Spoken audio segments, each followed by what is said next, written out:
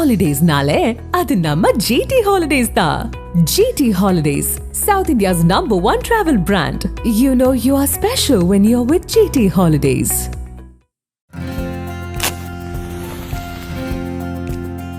உங்களின் இல்லங்களையும் வாழ்வையும் இனிதே ஒளிமயமாக்கிட ஜிடி ராயலின் தீப்பெட்டிகள். தரமானது, பாதுகாப்பானது. அர்ஜுனுக்கு என்ன படிச்சாலும் மெமரியில இல்ல.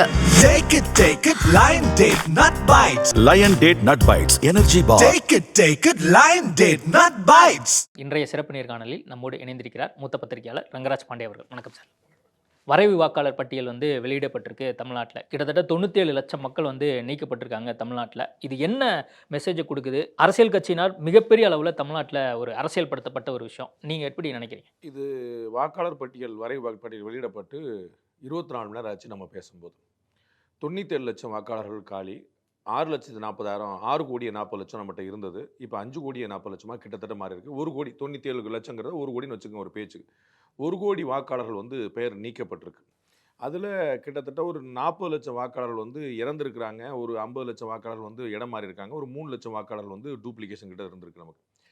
அப்போ இதை பெருசாக எதிர்த்தது எந்த கட்சின்னு முதல்ல சொல்லுங்கள். திமுக. 24 ஹவர்ஸில் திமுக என்ன பதில் சொல்லியிருக்குன்னு சொல்லுங்கள். சம்பவம் நடந்து 24 மணி நேரமாக திமுக ஏன் வாய் மூடிட்டு இருக்கு? அராஜகம் நடந்துருச்சு. ஒன்றிய அரசு 1 கோடி தமிழர்களை கொன்று விட்டது அப்படின்னு சொல்லியிருக்கணும்ல. 6,4 கோடி வாக்காளர் இடத்துல 5,4 கோடியா வாக்காளர் மாதிரி இருக்கு. 97 லட்சம் வாக்காளர் காணாமல் போயிருக்கிறாங்க. இது தமிழ்நாட்டில் பாஜக வெற்றி பெறுவதற்கு செய்த சதி அப்படின்னு சொல்லணும்ல. நீங்கள் ஒரு பேய் வரப்போகுதுன்னு சொல்லி மிரட்டிட்டு இருந்தீங்க. பேய் வந்துருச்சு. வந்த பிறகு அது பேயினே சொல்ல மாட்டீங்க. சத்தம் காட்டாமல் அடுத்த வேலையை பார்க்க போயிட்டீங்க. உங்கள் கட்சிக்காரங்களாம் போய் முதல்ல போய் வாக்காளர் பட்டியல் வாங்கிட்டு வந்துட்டாங்க. வரைவு பட்டியலில் எல்லா ஊர்லேயும் திமுக காரங்க வாங்கிட்டு வந்திருக்காங்களா இல்லையா? அந்தந்த கலெக்டர் வெளியிடுறாங்க. 38 மாவட்ட கலெக்டர் வெளியிட்டாங்க. 38 மாவட்டத்திலையும் போய் வாங்கிட்டு வந்துட்டீங்க. திமுக காரங்க புறக்கணிச்சிருக்கணும்ல. எஸ்ஏஆர் பணி நடக்கும்போது ஆளாக போய் நின்னது நீங்க. எஸ்ஏஆர் பணி நடக்கும்போது ஃபார்மை முதல்ல வாங்கிட்டு போனது நீங்க. தமிழ்நாட்டில் 80% ஃபார்மை வாங்கி ஃபில்அப் பண்ணி திரும்ப கொடுத்தது பிஎல்ஏக்குன்னு சொல்லப்படக்கூடிய திமுகவுடைய ஆட்கள். எல்லாத்துலேயும் முன்னாடிட்டீங்க. அந்த வாக்காளர் பட்டியலை வெளியிட்டது மாவட்ட ஆட்சித்தலைவர்கள், கலெக்டர்கள், தமிழ்நாடு அரசுடைய கண்ட்ரோல் இருக்கக்கூடியவங்க. இவ்வளவு நீங்க அரசு ஊழியர்கள், மாநில அரசு ஊழியர்கள் கீழே வரைக்கும் ஒரு சென்ட்ரல் கவர்மெண்ட் ஸ்டாஃப் கிடையாது. அதர் தேன் அர்ச்சனா பட்நாயக் தேர்தல் ஆணையத்தை அலுவலர் அவங்களுக்குமே சம்பளம் மாநில அரசு கொடுக்குது. மத்திய ஆணையத்தில் நிற்கிறாங்க. முழுக்க தமிழக அரசு ஊழியர்கள் செய்த வேலை, மாவட்ட கலெக்டர்கள் செய்த வேலை. 97 லட்சம் வாக்காளர்கள் காணும். சத்தம் வரல, ஒன்றும் செய்யல. இல்ல, நீங்க திமுக எதுவுமே சொல்லல, 24 மணி நேரத்தில் எதுவும் சொல்லல அப்படின்னு சொன்னீங்க. உதயநிதி ஸ்டாலின் நேற்று சொன்னார்ல, இன்னும் 2 நாள் இருக்கு, நம்ம பார்ப்போம், இன்னும் எக்ஸாக்டா என்ன டீடைலுங்கிறத பார்த்துட்டு சொல்லுவோம் அப்படின்னு அவர் சொல்லியிருக்காரு. என்ன சொன்னேன்? வெளியாகி 24 நேரம் ஆச்சா? 97 லட்சம் நம்பருக்கு எப்படி வந்தீங்க? வெளியான பிறகு வெளியானதுக்கு முன்னாடியா? 97 லட்சம் நம்பர் எப்படி சார் சொன்னீங்க? வெளியான அப்புறம் தான் நம்ம பேசுறோம். வெளியான பிறகு நான் தான் கேட்கிறேன், யாரா பேசிருக்காங்களான்னு கேட்டேன். நீங்க 2 நாள் இருக்கு பாப்போம், 2 நாள் முன்னாடி சொல்றீங்க. இல்ல, அவர் எக்ஸாக்ட் ஃபிகரா பேசணும்ல. பிரஸ் மீட் கண்டிப்பா பண்ணுவாங்க. திமுக தரப்புல யாராவது ஒருத்தர் அபிஷியலா பேசுவாங்கல்ல. டெப்டி சிஎம்ஓ அறிக்கை கொடுப்பாங்கல்ல. நம்ம அது வரைக்கும் பொறுத்திருந்து பார்க்கணும்ல. உடனடியே நம்ம வச்சுக்கிடுவோம். பேட்டி அப்புறம் வச்சுடுவாங்க, கிளம்புவோம், அப்புறம் பார்க்கலாம்லங்க. வரட்டுங்க பார்ப்போம். இல்ல, டெப்டி சிஎம் சொன்ன ஸ்டேட்மெண்ட்டை நான் சொல்றேன் சார். நான் 97 லட்சத்துக்கு அப்புறமா பதில் சொல்லுங்க சார். டிகே சொல்லுங்க பேச மாட்டாரா? ஆர்எஸ் பாரதி பேச மாட்டாரா? சட்டத்துறை அமைச்சர் பேச மாட்டாரா? பேசியிருக்காங்களா இல்லையா? அரசாங்க விஷயத்தை, தீபகுன்ற விஷயத்தை எல்லாத்தையும் அறிவாலயத்தில் உட்காந்து பேசியிருக்காங்களா இல்லையா? பேச வேண்டியதானே? 97 லட்சம் தமிழர்களை கொன்ற ஒன்றிய அரசு சொல்ல வேண்டியதானே? ஏன் சொல்லல? கலெக்டர் பூரா மாத்துங்க, 38 கலெக்டர் மாத்துங்க நாளைக்கு. இப்ப தேர்தல் பணி முடிஞ்சிருச்சுல, 38 கலெக்டர் மாத்துங்க. தேச விரோதமா செயல்பட்டீங்க, சட்ட விரோதமா செயல்பட்டீங்க, மத்திய அரசுக்கு ஆதரவா செயல்பட்டீங்க, நீக்குங்க, மாத்துங்க, சஸ்பெண்ட் பண்ணுங்க. உங்களோட அதிகாரம் இருக்குல்ல. பணி செய்து பூரா மாவட்ட ஆட்சித்தலைவர்கள் தானே, பணி செய்து பூரா தமிழக அரசு ஊழியர்கள் தானே. 97 லட்சம் தமிழர்களுக்கு என்ன ஆச்சு? எப்படி எங்களுடைய தமிழர்கள் வாக்குகளை பறிப்பீங்க? பறிச்சது யாரு? மோடி வந்தாரா, அமித்ஷா வந்தாரா? இந்த பணியில ஈடுபட்ட அத்தனை அரசு ஊழியர்கள் சஸ்பெண்ட் பண்ணுங்க, வேலையை விட்டு தூக்குங்க, அவங்களுக்கு நோட்டீஸ் அனுப்புங்க. தமிழர்களுக்கு எதிரான செயல்பாடுன்னு சொல்லுங்க. செய்தது யாரு? 38 மாவட்ட கலெக்டர்கள், கடைநிலை வரைக்கும் இருக்கக்கூடிய ஊழியர்கள், அவர்களை பூரா ஆக்ஷன் எடுங்க, அப்புறம் பேசுங்க. முந்தானேத்து வரைக்கும் எதிர்த்தீங்க, ஒரு 24 நேரம் சத்தமே காணும். நான் உங்களுடைய எதிர்ப்பை நான் ஆதரிக்கிறேன். நீங்க எதிர்த்ததா சரின்னு சொல்றேன், ஆக்ஷன் எடுங்க. திருமாவளவன் சொல்றாரு, இவங்க எல்லாமே நீக்கப்பட்டவர்கள் எல்லாரும் இந்திய குடிமக்கள் தானா, இல்ல அவங்க எதுவும் வெளிநாட்டுக்காரங்களா அப்படின்னு அவர் கேட்கிறாரு. நீக்கப்பட்டவங்க என்ன சொல்லியிருக்காங்கல்ல, டினாமினேஷன் கொடுத்துருக்காங்கல்ல. இத்தனை பேர் இறந்துட்டாங்க. இறந்தவங்கள இந்திய குடிமக்கள்ங்கிறக்காக வச்சிருக்கலாமா? புழல் சிறையில் இருக்கிறவங்களாம் இந்திய குடிமக்களா, ஆப்பிரிக்க குடிமக்களா? புழல் சிறை அவுத்து விட்டுலாமா? இறந்து போயிட்டாங்கன்ற என்ன செய்யணுன்றீங்க? இல்ல இறந்து போயிட்டாங்க அல்லது டபுள் என்ட்ரியா இருக்கு, அது கொளத்தூர் பிரச்சனை இல்ல. சட்டமன்ற தொகுதியில 66 லட்சம் பேர் நீக்கப்பட்டிருக்காங்க. கொளத்தூர்ல சட்டமன்ற தொகுதியில தமிழ்நாட்டிலேயே அதிகமான ஆட்கள் நீக்கப்பட்டிருக்காங்க. ஒரு சட்டமன்ற தொகுதி உங்களுக்கு தெரியும். கொளத்தூர் ரெண்டாவது அதிகமாக நீக்கப்பட்டது எங்க தெரியுமா? சேப்பாக்கம் திருவல்லிக்கணியில திரு உதயநிதியோட தொழில். தமிழ்நாட்டில் அதிகமாக 1 லட்சம் பிளஸும் அநேகமா 1 லட்சமோ ஆல்மோஸ்ட் 1 லட்சம் நீக்கப்பட்ட 2 தொகுதியில.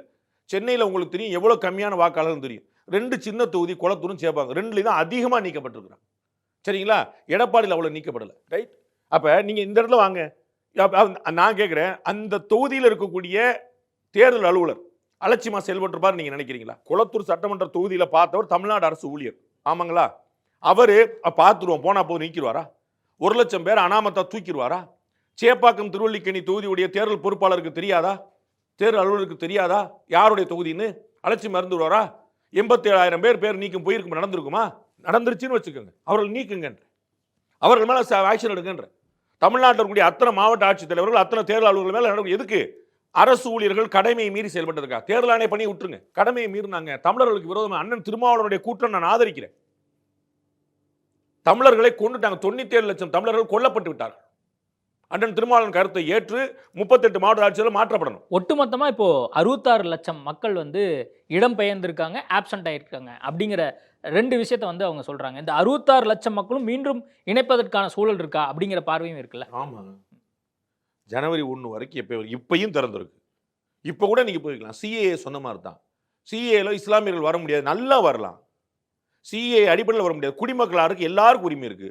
சோனியா காந்தி இந்திய குடிமக்கள் ஆயிருக்காங்க, இத்தாலியை சேர்ந்தவர் ஆயிருக்காங்க. குடியுரிமை எப்பயுமே பெற முடியும். அது சிஏக்கு சம்பந்தம் இல்லை. சொன்னா புரியல, புரிஞ்சுட்டு நடிச்சிங்க. இப்பயும் தேர்தல் வாக்கு நிறைய சேரலாம். இறந்து போனவர்கள் எப்படி சேர்ப்பீங்க? 2024 இருந்ததுலேருந்து 1 லட்சம் பேர் ஒரு தொகுதியில் காணாமல் போயிருக்காங்க. அப்போ 2024 எப்படி நீங்க தேர்தல் சந்திச்சீங்க? அந்த 1 லட்சம் பேர்ல எவ்வளவு மாத்தி விழுந்திருக்கும்? தாம்பரம் சட்டமன்ற தொகுதியில் திரு எடப்பாடி பழனிசாமி எதிர்க்கட்சிகள் சொன்னாரா இல்லையா? 350 பேர் ஒரு டோர் நம்பர் சொன்னாரா இல்லையா? மாவட்ட ஆட்சியர் ஒப்புக்கொண்டாரா இல்லையா? 350 கிடையாது, 250 பேர் நீக்கிட்டோம், இன்னும் 50 பேர் தான் சொன்னாரா இல்லையா? ஒரு டோர் நம்பர் எப்படி 350 இருப்பீங்க? எஸ்ஐஆர் இல்லாமல் எப்படி மாறும்? கலெக்டர் எப்படி ஒப்புக்கொண்டாரு? கலெக்டர் அதிமுக ஆதரவாக செயல்பட்டார். நீக்குங்க. சொல்றது ஒண்ணு, செய்யறது ஒண்ணா? என்ன சொன்னீங்க? செஞ்சது யாரு? நடந்தது என்ன? ஏன் ஒருத்தரோட பதில் பேச மாட்டேன்றீங்க? அண்ணன் திருமாவளவன் இப்ப பேசட்டும். தமிழர்களுக்கு விரோதமா செயல்பட்டாரு. 66 லட்சம் பேர் நீங்க டூப்ளிகேட் சொல்லி தூக்கி விட்டீங்க. 66 தமிழர்களுக்கு வாய்ப்பு பறிக்கப்பட்டிருக்கு. தமிழர்களுக்கு விரோதமா செயல்பட்டவங்க அத்தனை ஆக்ஷன் எடுங்க. இல்ல இப்ப 66 லட்சம் மக்களும் வந்து இடம்தான் மாறி இருக்காங்களே தவிர, அல்லது அந்த டைம்ல அவங்க வர்ற டைம்ல பிரசண்டா இல்லையே தவிர, அவங்க எல்லாருமே உயிரோட தான் இருக்காங்க. தமிழ்நாட்டில் திருக்கோவிலூர்ல இருந்து திருச்சிக்கு மாறி இருக்காங்க. திருக்கோவிலூர்ல அவங்க பேர் இருக்கு, திருச்சியில அவங்க பேர் இல்லை. இப்போ வந்து திருச்சியில சேர்த்துட்டாங்க, இங்க போயிடுச்சு. உங்களுக்கு புரியுங்களா? டூப்ளிகேஷன் 2 இடத்துல இருக்கு. இடம் மாறிட்டாங்கன்னா ஒருத்தர் போயிட்டார், ஒருத்தர் வந்து. இல்ல டூப்ளிகேஷன் தனியா காமிச்சிருக்காங்களா சார்? ஆமா, டூப்ளிகேஷன் வேற, இவங்க சொல்லக்கூடிய அந்த 66 லட்சம்ங்கிறது வேற இல்ல. அதான் நான் சொன்னேன், நீங்க கவனிக்கலப்பா. டூப்ளிகேஷன் 2 இடத்துல இருக்கு. இவர் இங்க போயிட்டாரு, அங்க மாறிட்டார். சரிங்களா? இங்க வந்து அவர் பேர் எடுக்கிறார், அங்க போய் அப்ளிகேஷன் பண்ணா உண்டு. அது யாரும் குழப்பம் கிடையாது, தாராளமாக செய்யலாம். அது எப்பயுமே உரிமை உண்டு. நாளைக்கு உங்களுடைய பேரை நீங்க சேர்க்கலாம், என்ன தடை இருக்கு? எஸ்ஐஆர்ங்கிறது சிறப்பு தீவிர திருத்தம். அதற்கு பேர் வாக்காளர் சேர்க்க முடியாதா? 2026 ஜனவரி வரைக்கும் நீங்க சேர்த்துட்டே இருக்கலாம், இன்னும் சேர்த்துட்டே இருக்கலாம். எதிர்க்கட்சிகள் சொன்னது என்னன்னா, அந்த காலம் வந்து கொஞ்சம் அதிகமா கொடுத்துருக்கணும். முடிஞ்சு போச்சுல. இன்னும் 10 லட்சம் பேர் தூக்கிட போறாங்க, பேசாம இருங்க. முடியாதுன்னு சொன்னீங்கல்ல. ஒரு 5 மாசம் அதிகமாக எஸ்ஐஆர் சிறப்பாக செய்து முடித்த தமிழக அரசு பாராட்டணுமா, திட்டணுமா? எல்லா மாநிலத்திலும் இருக்கும்போது எனக்கு எக்ஸ்டென்ஷன் கொடுத்தாங்க. எக்ஸ்டென்ஷன் கொடுத்து பிரமாதம் 99%. இதுக்கு மேல உங்களுக்கு பெர்ஃபெக்ஷன் இருக்குதா? முடிஞ்ச பிறகு நீங்க எக்ஸ்டென்ட் பண்ணி எது கேட்குறீங்க? யாரு கேட்குறீங்க? நீங்க உள்வேலை பார்க்கணுமா?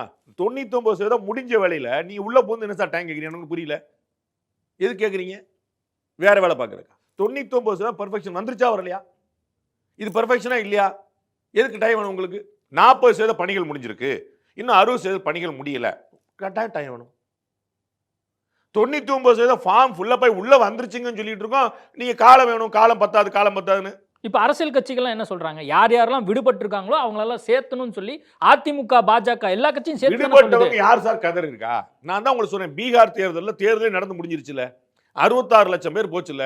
66 லட்சத்தை விட்டுருங்க, 66,000 விட்டுருங்க. 6,000 பேர் கதர் இருந்தா 1 நாள் பேர் தெரிஞ்சிருக்குமா? தமிழ்நாட்டில் ஒரு டீனர் முனையில் 6,000 பேர் கூடி ஆர்ப்பாட்டம் பண்ணா தெரிஞ்சிருக்குமா? தெரிஞ்சிருக்காத மக்களுக்கு, உலகத்துக்கு கூடினாங்களா? ஆர்ப்பாட்டம் பண்ண காங்கிரஸ் கட்சி பண்ணிச்சா? ஆர்ஜேடி பண்ணிச்சா? இங்கேயாவது இவங்க தான் ஆளுங்கட்சி. சரிங்களா? அங்க வந்து இங்க இருக்கக்கூடிய எதிர்க்கட்சி அங்க ஆளுங்கட்சி, சரிங்களா?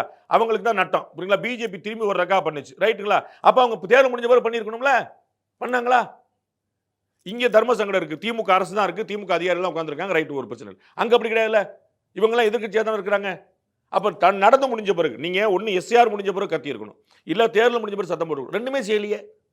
அடுத்த வேலையை பார்க்க போயிட்டீங்க, பாடு தோல்வி அடைஞ்சிங்களே, எப்படி சத்தம் போட்டுருக்கணும்? எஸ்ஆர்னால தான் தோத்தம் சொல்லியிருக்கணுமா இல்லையா? சொன்னாங்களா? சரி, இவங்களை விட்டுருங்க, கட்சிக்காரங்க. மக்கள் வந்து நின்னாங்களா? 66 லட்சம், 10%, 1%, 0.1%. யாராவது வந்து சோஷியல் மீடியாவில் சில பேர்லாம் போடுறாங்க, நான் வந்து எல்லா டீட்டெயிலும் கொடுத்தேன், ஆனால் வந்து என்னுடைய பேர் வந்து நீக்கப்பட்டிருக்குன்னு சொல்லி சில பத்திரிகையாளர்களே போட்டிருக்காங்க. அவங்க குடும்பத்தை சார்ந்தவங்களும் வந்து நீக்கப்பட்டிருக்காங்கன்னு சொல்லி தகவலோட போடுறாங்க. தேர்தல் அலுவலர் போய் ரீச் பண்ணி சோசியல் மீடியாவில் போட்டுருக்கிற பேரா அதே ஆன்லைன் அப்ளிகேஷன் போட்டாங்கன்னா அவங்க பேர் வந்து சோசியல் மீடியா டைப் பண்ணி போட்டு ஃபோட்டோ எடுத்து போட்டு பாலிடிக்ஸ் பண்ணுற நேரத்தில் அந்த அதே ஆன்லைனில் இருக்கக்கூடிய அப்ளிகேஷன் போட்டால் வந்து இல்லை, ஆல்ரெடி அவங்கள்ட்ட ஓட்டர் ஐடி இருக்குது, அவங்க ஓட்டு போடணும்னு நினைக்கிறாங்க. ஆனால் வந்து எஸ்ஐஆர்னால நீக்கப்பட்டிருக்கு அப்படிங்கும் போது தானே அவங்க வந்து அந்த குடியுரிமையே போகக்கூடிய நிலைமை இருக்கு அப்படின்னு அவங்க சொல்றாங்க. ஒன்றும் போயிடாது, நீங்கள் ஒன்றும் கவலைப்பட வேண்டாம். குடியுரிமை இருக்கிறவங்க தான் ஓட்டு போட முடியும். ஓட்டு போடலைன்னா குடியுரிமை போயிடாது, புரிஞ்சுக்குங்க. ரிவர்ஸில் கிடையாது. குடியுரிமை பெற்றவர்கள் தான் வாக்களிக்க முடியும், வாக்களிக்காதவரோட குடியுரிமை போகாது. வாக்குச்சீட்டு இல்லைன்னா குடியுரிமை போகும். இல்லை, நான் இந்தியனா இருக்கேன், நான் ஓட்டு போடணும்னு நான் நினைக்கிறேன், எங்கிட்ட கார்டு இருக்கு, ஆனால் எஸ்ஐஆர்னால என்னோட பேர் விடுபட்டிருக்கு அப்படிங்கும் போது அவர் என்ன பண்ணுவார் பாவம்? நீங்க ஏழையா இருக்கிறீங்க, உங்களுக்கு ரேஷன் கார்டுல சாப்பாடு வேணும், அரிசி வேணும், என்ன செய்யணும்? ரேஷன் கார்டு வேணும். ரேஷன் கார்டு இப்படி வரும், நானே வந்து கொடுத்துருவேன் உங்களுக்கு. இப்போ ரேஷன் கார்டு மாதிரி எங்கிட்ட ஓட்டர் ஐடி இருக்குல்ல, நீங்க அப்ளை பண்ணி எங்கிட்ட இருக்கு சார், ஓட்டர் ஐடி இருக்கு சார். பழசு, அது பழசு. சில ஸ்மார்ட் கார்டு மாத்தினாங்க, உங்களுக்கு தெரியுமா தெரியாது, நீங்க ரேஷன் கார்டு பக்கம் போயிருக்க மாட்டீங்க பாவம். அதனால வந்து ஸ்மார்ட் கார்டு ஒன்று மாத்தினாங்க. ஸ்மார்ட் கார்டுக்கு நீங்க போகணும், குடும்பத் தலைவர் போகணும், போய் கைரேகை வைக்கணும். நான் எனக்கு கைரேகைலாம் வைப்பீங்களா? நான் திருடனா? வாய்ப்பூட்டு சட்டமா? கைரேகை பதிவு சொல்ல நான் போலீஸ் ஸ்டேஷன்ல போய் கைரேகை பதிவுமான்னு கேட்டீங்கன்னா உட்காந்துங்க, ரேஷன் கார்டு கேட்காதீங்க. இல்ல, இதுக்கு தான் அவங்க சொன்னாங்க ஒரு 5 மாச காலம் பண்ண வேண்டியதை 1 மாசத்துல ஏன் பண்றீங்க? கேள்வி கேட்கும்போது ஒரு செகண்ட் யோசிச்சுட்டு கேளுங்க. 99% வேலை முடிஞ்சு போச்சுன்னு சொல்றேன். ஒரு மாசம் இல்ல சார், 66 லட்சம் பேர் இப்ப இடமாற்றம் ஆப்சென்ட்னு சொல்லிருக்காங்களே, அந்த 1 மாசத்துல கால சூழல் இல்லாதனால தானே அவங்க ஃபார்ம் ஃபில் பண்ண முடியல, ஆப்சென்ட் ஆயிருக்காங்க. நீங்க போட வேண்டாம். மக்களுக்கு அக்கறை இல்ல, அந்த 66 லட்சம் மக்களுக்கு அக்கறை இல்ல. யாருமே புலம்புறவங்களுக்கு ட்வீட் பண்ண நேரம் இருக்கு, ஆன்லைன்ல அப்ளை பண்ண நேரம் இல்ல. ஒரு முறைக்கு 3 முறை நான் சொல்றேங்க, இந்த வேலை ஒழுங்கா நடக்கலன்னு நீங்க சொல்லுங்க. தமிழக அரசு நம்ம பயங்கரமா கேள்வி 3 முறை வீடு தேடி வந்திருக்காங்க. நான் எனக்கு என்னுடைய அனுபவத்தை சொன்னேன், திரும்ப ஒருக்க சொல்லிடுறேன் உங்களுக்கு. எங்க வீட்டுக்கு கட்சிக்காரர் வந்து போனார், திமுக கட்சிக்காரர் வந்து போனார். எங்க வீட்டம்மாக்கும் எங்க பாப்பாக்களுக்கும் ஓட்டு கொடுத்துட்டு போயிட்டாங்க. என் பேர் இல்ல. நான் ஃபோன் பண்ணேன், அரசு அதிகாரி எடுத்தாங்க. சார் உங்களுக்கு நிறைய முறை ஃபோன் பண்ண எடுக்கலங்க, தெரியாத நம்பர் எடுக்கலங்க, சாரிங்கன்னு சொன்னேன். அவங்க வந்து நின்று சார் இத்தனை மணிக்கு 5ஆம் தேதி இத்தனை மணிக்கு வாங்க சார், நான் கொடுக்குறேன்னாங்க. 10ஆம் தேதி அத்தனை மணிக்கு நாங்கள் போனேன், எனக்கு கொடுத்தாங்க. ஃபார்ம் ஃபில் பண்ணி 10ஆம் தேதி அத்தனை மணிக்கு போய் கொடுத்தேன். ஒரு பிரச்சனை வரல. She told me sir, I tried many times, மன்னிக்கணுங்க நான் தெரியாத நம்பர் எடுக்கலங்க. சரி சார் இத்தனை மணிக்கு வாங்க, ஒரு பிரச்சனை இல்லை. திமுக காரங்கள்ட்ட அப்ளிகேஷன் கொடுத்தாங்க, எங்களுக்கு எந்த கூச்சமும் இல்லை, தயக்கமும் இல்லை. திமுக கட்சிக்காரங்க வந்து வாங்கிட்டு போனாங்க. கட்சிக்காரங்க ஃபார்ம் கொடுத்தாங்க, கொஞ்சம் எனக்கு ஒன்றும் பிரச்சனை இல்லை. என் பேர் மட்டும் சார், நான் சொல்லுவேன், நான் ட்வீட் போட்டுருந்தேன்னா என் மனைவி பேர் வந்திருக்கு, மக்கள் பேர் வந்திருக்கு, ஏன் மட்டும் பேர் கண்ட திமுக அரசின் சதி. ரங்கராஜ் பாண்டே டிவியில் பேசுறதுனால வந்து உதயநிதி ஸ்டாலின் செஞ்சுட்டாரு, முதலமைச்சர் ஸ்டாலின் செஞ்சுட்டாரு, இப்படியா பண்ணிட்டு இருக்கிறேன். என்னங்க என் பேர் மட்டும் வர, நான் போய் பண்ணேன். ஐ ரீச் த பிஎல்ஓ கொடுத்தாங்க, முடிஞ்சு போச்சு. நீங்க ட்வீட் போட்டு இருக்கிற நேரத்தில் போய் நீங்க பிஎல்ஓ பாருங்க சார், பிஎல்ஓட ஃபோன் நம்பரோட இருக்குங்க, எல்லா அப்ளிகேஷன்லையும் ஃபோன் நம்பர் இருக்கு, பிளஸ் உங்களுக்கு கட்சிக்காரங்க இருக்காங்க. நீங்க டிஎம்கே காரன் கேட்டால் கொடுக்க போறாங்க, பிஜேபி கொடுக்க போறாங்க, ஏடிஎம்கே களப்பணியாற்றி இருக்கு, டிவிக்கு வரைக்கும் வேலை பார்த்துருக்கு. நீங்க குத்தம் சொல்லணும், நொல்ல சொல்லணும். நீங்க சொல்றது திமுக அரசுங்கிற ஞாபகம் வச்சுக்கோங்க. 1 கோடி இப்போ வாக்காளர்கள் நீக்கப்பட்டிருக்காங்க. அவங்க எல்லாருமே எடப்பாடி பழனிசாமி சொல்வது போல அது போலி வாக்காளர்கள் தானே? இல்லாத வாக்காளர்கள் பேர் இருந்தால் அது என்ன வாக்காளர்னு சொல்லுங்க. நீங்க இந்த 60 லட்சத்தை விட்டுருங்க, 40 லட்சம் பேர் இறந்துட்டாங்கன்னு இருக்கா? இறந்த வாக்காளர் உள்ள இருந்தாங்கன்னு என்ன அர்த்தம்? 40 லட்சம் வாக்காளர்கள் உயிரோடையே இல்லை. அதுல எவ்வளவு நீங்க பயன்படுத்தின கேள்வி வருமா வராதா? திமுக இல்ல, எல்லா கட்சிக்கும் வருமா இல்லை? இல்லாத வாக்காளர் பேர் இருக்கணுமா கூடாதா? ஆள் உயிரோட இல்லை சார், வாக்காளர் பேர் இருக்கணுமா கூடாதா? இருக்கக்கூடாது. அதுல உங்களுக்கு என்ன கசக்குது? அது சரிதானே? 40 லட்சம் வாக்காளர்கள் தகுதியற்று இருந்தாங்கன்னா தப்பு தானே? ஏன் செய்யல? அப்ப முன்னாடியே செஞ்சிருக்கணுமா? இன்னாரும் ஏன் செஞ்சீங்கன்னு கேட்கணுமா? இல்ல, தகுதியற்ற 40 லட்சம் வாக்காளர் இருக்காங்க, ஆனா 60 லட்சம் பேரையும் வந்து போலி வாக்காளர்கள் அப்படின்னு சொல்லி ஒரு அரசியலுக்காக பேசுவதுங்கிறது சரியா இருக்கு? 60 லட்சம் வாக்காளர்கள் வந்தாங்களா, கேட்டாங்களா, கதர்னாங்களா, பிஎல்ஓ ரீச் பண்ணாங்களா? அதுக்காக தான் 1 மாசம் கொடுத்துருக்காங்க டைம், எலெக்ஷன் கமிஷன் கொடுத்துருக்காங்க. எலெக்ஷன் கமிஷன் காலம் பூரா நீங்க சேர்க்கலாங்க. ஏங்க நீங்க ஏதோ தெரியாம என்னத்தோ டைம் பாஸ் பண்ணிட்டு மக்கள்கிட்ட தப்பு தப்பான இல்ல சார், ஜனவரி 18 வரைக்கும் கொடுத்துருக்காங்க. ஜனவரி 18 இல்லங்க, பிப்ரவரி 18 சேர்க்கலாங்க. உங்க பேரை நீங்க எப்பனாலும் சேர்க்கலாங்க. இந்த தேர்தலை ஓட்டு போறதுக்கு ஒரு கால கெடுப்பாங்க. நீங்க நேம் சேர்க்கறது எப்பனாலும் 6 மாசத்துக்கு ஒருக்க சிறப்பு பண்ணிட்டு இருக்காங்க. நீங்க 18 வயசு வந்து எப்பனாலும் சேர்த்துக்கிட்டே இருக்கலாங்க. உங்களுடைய வாக்காளர் பட்டியலில் உங்கள் பேரை சேர்க்கறதுக்கு தடையே கிடையாதுங்க.